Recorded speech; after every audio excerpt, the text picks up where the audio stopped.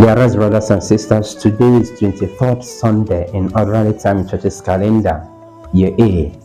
And today we are reminded of our responsibilities to one another as a community. You see, man does not live alone. We are not individuals living individual lives outside of community. Last 2 Sundays, our Lord Jesus Christ revealed to us his intention to form a church. He said to St. Peter, "Upon you, this rock I will build my church." In other words, Christ formed a church, he formed a community. And he tells us also in today's gospel reading that he is present among us where 2 or 3 are gathered in his name. So Christ is always present among us as a community. He is present in us. He is present as our head. St. Paul calls him the head of his body, the church. And also, the church recognizes the presence of Christ in her liturgy. Christ is present in the minister that celebrates the sacrament. Christ is present in his word, so that when the word is read in the church, Christ is present among us, instructing us. Christ is present in his Holy Eucharist. Once the transubstantiation happens, Christ takes place. He is truly, really, and substantially present in the Holy Eucharist, in the sacraments. Christ is also present among the people of God, the congregation that have gathered to listen to the word of God and to worship Christ through the Holy Eucharist. So when we gather, Christ is present among us in the spirit and sacramentally. However, the presence of Christ does not remove our problems, our individual idiosyncrasies, our individual inclinations, our difficulties in relating with one another. As far as we live in a community, we always experience quarrels. And so today we are given that responsibility. We are reminded the responsibility that when quarrels come, when we wrong one another while living in this community, that there is a solution, a divine way to resolve conflicts. In the gospel reading, Christ gives us 4 steps by which we can resolve our conflicts, our quarrels. As a church, the church is not made up of only saints. The church is made up of both saints and sinners, and that brings about the possibility of conflicts among us. So how do we react when conflicts arise in the community of Christ's faithful? How do we react when we want to come inside the church and we see that there is a conflict going on in the church? How do we react? Do we move out? Do we run out from the church? Or do we cover our eyes from the conflict? Or do we cover our ears not to hear the conflict? Or do we even close our mouth not to speak about the conflict or to speak up?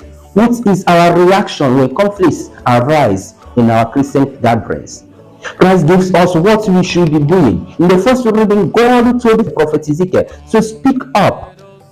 To speak up whenever there is a wrong going on in the community. When a wicked man starts to sin, speak up. How do we speak up? We speak up in love. And that's why St. Paul tells us in the second reading that the only duty we owe to one another is the duty to love one another. We don't owe one another any other thing but the duty to love. The commandments are summed under one commandment to love. So love one another. So when we speak up, we are not speaking out of anger. We are not speaking to retaliate. We are not speaking to pull the other person down. We are not speaking to castigate the other person, to slight the other person. We are not speaking out of hatred, but to speak in love. That is what today's readings tell us. How do we speak in love? There are processes we have to take when we are quarreling with one another in the community. In fact, today's gospel reading is all about command. Command on how to resolve in-house issues, in-house troubles, in-house quarrels, in-house altercations. Now, the first one is to identification. Christ tells us, when your brother or your sister wrongs you, so the first step is to identify that this person has wronged me, this person has done something bad against me. Try to understand the situation. Know when someone has wronged you, because most of us sometimes tend to make a mountain out of a molehill. This person you are having a grudges against has wronged you. That is first step. When you have come to the conclusion that this person has really wronged you, the second step is to go to that person in love. Go to the person privately, personally, secretly. Christ tells us, go to that person, confront that person in secret. Because what he did to you privately, he did it individually, one on one. So after realizing that your brother, your sister has wronged you, the second step following up is to go to the person privately in his apartment, go to his house, go to his office, go inside the room, have it one on one, speak about it, speak up, tell him, but while telling him, you're not telling him to destroy his image, to make him feel heartbroken. You are telling him in love. Let there be love while you are speaking to him. When you are exposing the injury to him, expose it in love. Most of us do not know how to speak out in love. So today's gospel reading tells us to do it in love. Speak it out in love. You must protect the image of that person without washing our dirty linens outside. Because perhaps the person might not even know that he had wronged you. So you need to go to him in private, protect his image, his dignity, his personality. It must be in private. Do not go outside the public, do not go outside the society and begin to blow it out for all people to come and hear that this person has done something evil. Confront the person and tell the person, come on my brother, this is what you did to me and I'm not happy.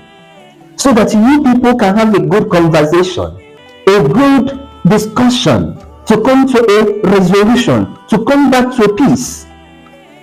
And Jesus tells us, if he listens to you, it means that you have won your brother back, you have won your sister back.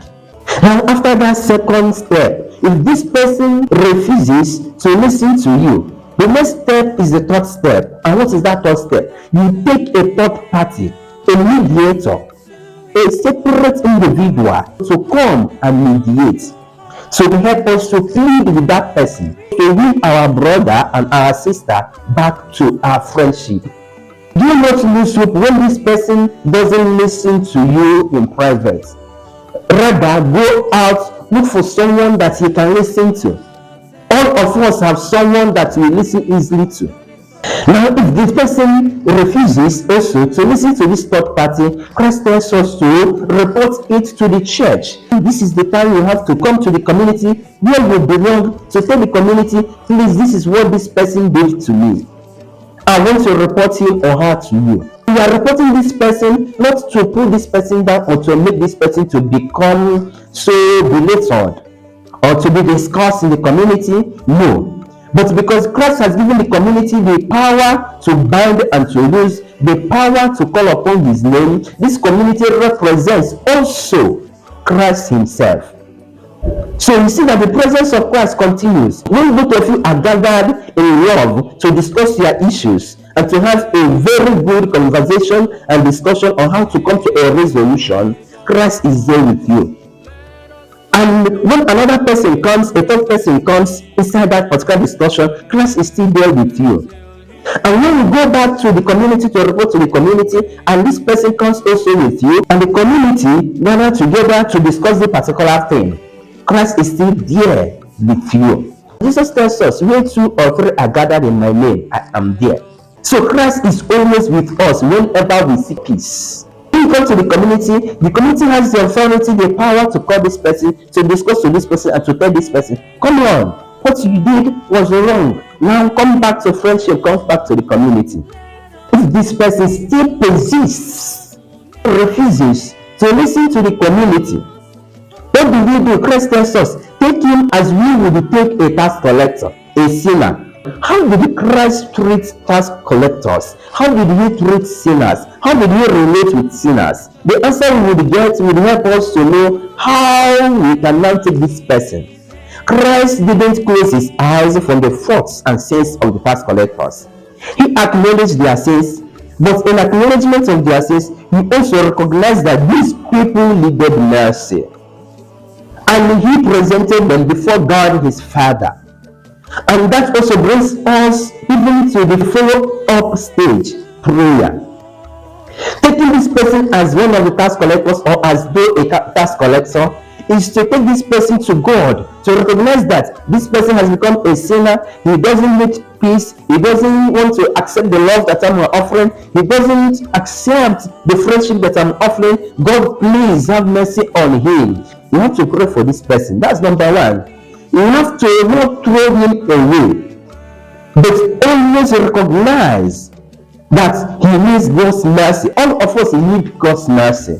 So we are told today to commend our offenders into the hands of God. When this person refuses to hear us, refuses to hear the third party that we have invited, refuses to hear the community, that we do not throw him or her away. Rather, we should commend him or her into the hands of God for his or her own conversion. That was how Christ prepared the tax collectors and the sinners. Christ didn't throw them away, abandon them, neglect them, refuse them, or excommunicate them from himself. He spoke up against their sins, yet he loved them. He accepted them and prayed to God his Father to accept them, to grant them mercy, to grant them conversion. So we should never abandon them. We should never throw away that young lady who became pregnant out of wedlock because she became pregnant out of wedlock. Rather, we should go to her, tell her sin, but yet receive her back into the fold and pray to God to forgive her. So when we gather as a community to pray for a sinner or for an evildoer, Christ is there hearing us, also granting our prayers. Christ even tells us that we do not need to sit down and wait for the person, the evildoer, to come to us to plead for mercy. He says, if your brother or your sister has done something evil to you, go to him. So we take the initiative. Those who have been offended, the onus is on us. We have to go to this person and to tell the person, this is what you did to me. I am not telling you this to make you to feel bad, but for us to regain our friendship. So we take the initiative as Christians to call our brother who is on the wrong back to the right. So we are not expected to close our eyes, to close our mouth, to close our ears, to see no evil, speak no evil, hear no evil. Whenever we see something, we have to speak up. But when speaking up, we have to speak it in love. That makes the difference from a Christian correction and a malevolent confrontation.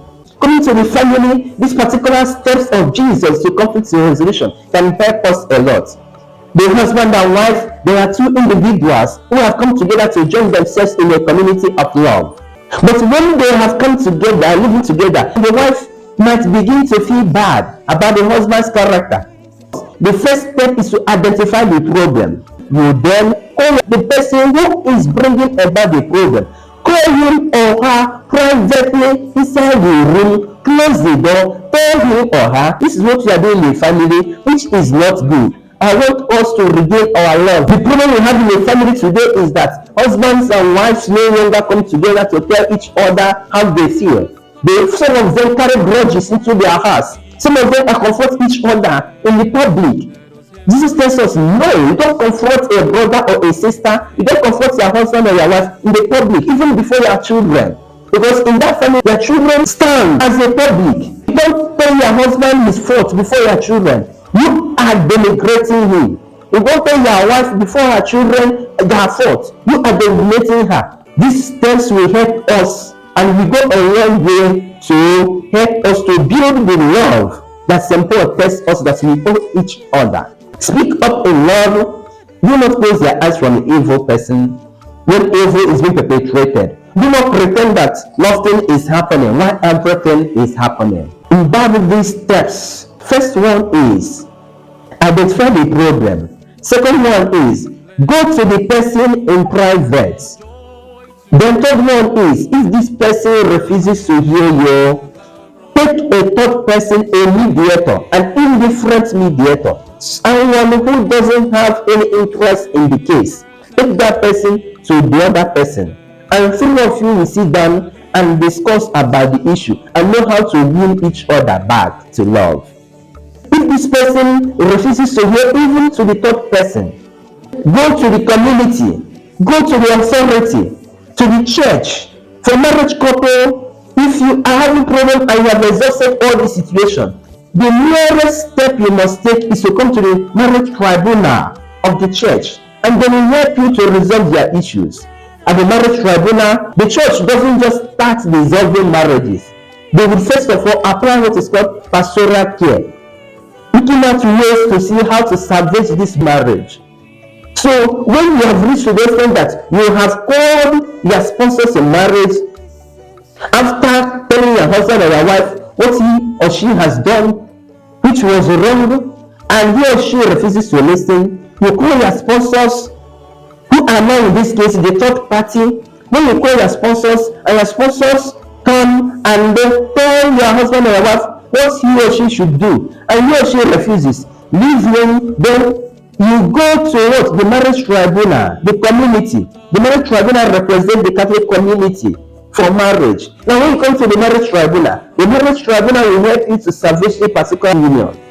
Now after they are crying and this person still remains hell-bent in what he or she is doing, what the church does is to initiate a separation. A separation doesn't mean that you are avoiding the person or you have nothing again to do with the person. This is a loving separation whereby you continue to pray for the person, you continue to seek peace. These are the steps. You take him as someone who needs God's mercy, compassion. This is what the church does, and continues to pray for this person to come back to life, to come back to good behavior.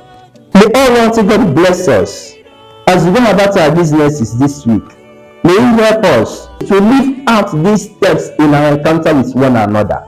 As far as we live in a community, there will always be quarrels. But because of the Holy Spirit among us, Christ's presence in us and among us, we can resolve these conflicts using these steps.